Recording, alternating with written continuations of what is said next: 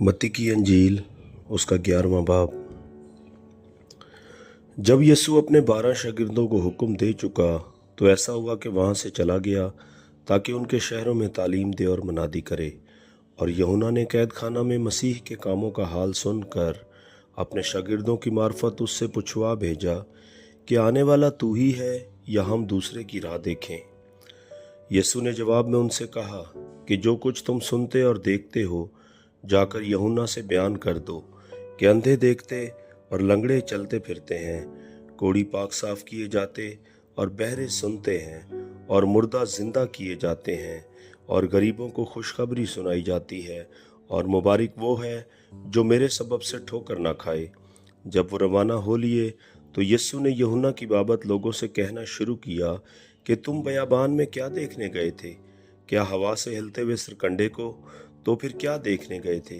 क्या महीन कपड़े पहने हुए शख्स को? देखो, जो महीन कपड़े पहनते हैं वो बादशाहों के घरों में होते हैं। तो फिर क्यों गए थे? क्या एक नबी देखने को? हाँ, मैं तुमसे कहता हूँ, बल्कि नबी से बड़े को। ये वही है जिसकी बाबत लिखा है कि देख, मैं अपना पैगंबर तेरे आगे भेजता हूँ जो तेरी राह तैयार करेगा। मैं तुमसे सच कहता हूँ कि जो औरतों से पैदा हुए हैं उनमें यूहन्ना बपतिस्मा देने वाले से बड़ा कोई नहीं हुआ, लेकिन जो आसमान की बादशाही में छोटा है वो उससे बड़ा है।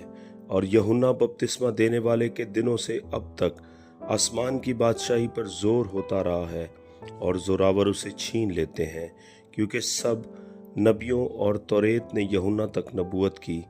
और चाहो तो मानो एलिया जो आने वाला था यही है। जिसके सुनने के कान हों वो सुन ले। बस इस जमाना के लोगों में को मैं किस से तशबी दूं? वो उन लड़कों की मानिद हैं जो बाजारों में बैठे हुए अपने साथियों को पुकार कर कहते हैं, हमने तुम्हारे लिए बांसुरी बजाई और तुम ना नाचे, हमने मातम किया और तुमने छाती ना पीटी। क्योंकि यूहन्ना ना खाता आया ना पीता और वो कहते हैं कि उसमें बदरू है। इब्ने आदम खाता पीता आया और वो कहते हैं, देखो खाऊ और शराबी आदमी, महसूल लेने वालों और गुनहगारों का यार। मगर हिकमत अपने कामों से रास्त साबित हुई। वो उस वक्त उन शहरों को मलामत करने लगा जिनमें उसके अक्सर मोजज़े जाहिर हुए थे, क्योंकि उन्होंने तौबा न की थी कि ए खराजीन तुझ पर अफसोस, ए बैते सीदा तुझ पर अफसोस, क्योंकि जो मोजज़े तुम में जाहिर हुए अगर सोर और सीदा में होते तो वो टाड़ तोड़ कर और खाक में बैठकर कब के तौबा कर लेते। मगर मैं तुमसे कहता हूँ कि अदालत के दिन सोर और सीदा का हाल तुम्हारे हाल से ज़्यादा बर्दाश्त के लायक होगा। और ए कुफ्र नहूम, क्या तू आसमान तक बुलंद किया जाएगा? तू तो आलिम रवाह में उतरेगा, क्योंकि जो मोजज़े तुझ में जाहिर हुए अगर सदूम में होते तो आज तक कायम रहता। मगर मैं तुमसे कहता हूँ कि अदालत के दिन सदूम के इलाका का हाल तेरे हाल से ज़्यादा बर्दाश्त के लायक होगा। उस वक्त यीशु ने कहा, ए बाप, आसमान और ज़मीन के खुदावंद, मैं तेरी हम्द करता हूँ कि तूने ये बातें दानाओं और अक्लमंदों से छुपाई और बच्चों पर जाहिर की। हाँ ए बाप, क्योंकि ऐसा ही तुझे पसंद आया।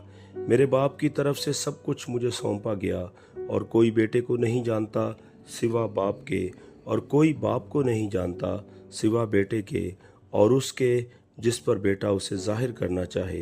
ए मेहनत उठाने वालों और बोझ से दबे हुए लोगों, सब मेरे पास आओ, मैं तुमको आराम दूंगा।